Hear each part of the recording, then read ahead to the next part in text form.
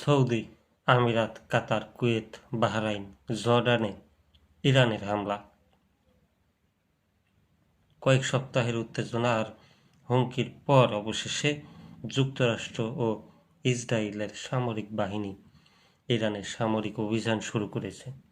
শনিবার মার্কিন president Donald Trump বলেছেন, ইরানে যুক্তরাষ্ট্রের বড় ধরনের যুদ্ধের অভিযান শুরু হয়েছে। এর আগে একই দিন ইরানের রাজধানী তেহরান ও অন্যান্য কয়েকটি শহরে ক্ষেপণাস্ত্র হামলা চালায়। মধ্যপ্রাচ্যে যুক্তরাষ্ট্রের অন্যতম ঘনিষ্ঠ মিত্র ইসরায়েল। এদিকে যুক্তরাষ্ট্র ইসরায়েলের হামলার জবাবে মধ্যপ্রাচ্যের মার্কিন স্থাপনা ও সামরিক বাহিনী লক্ষ্য করে হামলা চালিয়েছে তেহরান। কাতার, কুয়েত, বাহরাইনে মার্কিন সামরিক ঘাঁটি ও স্থাপনায় ইরানের ক্ষেপণাস্ত্র হামলার খবর দিয়েছে আল জাজিরা।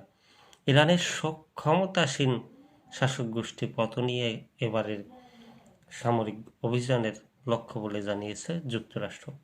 তবে ইরানের পররাষ্ট্র মন্ত্রণালয়ের জ্যেষ্ঠ এক কর্মকর্তা বলেছেন, এই অঞ্চলে যুক্তরাষ্ট্র এবং ইসরায়েলের সব স্বার্থ এখন ইরানের হামলার বৈধ লক্ষ্যে পরিণত হবে।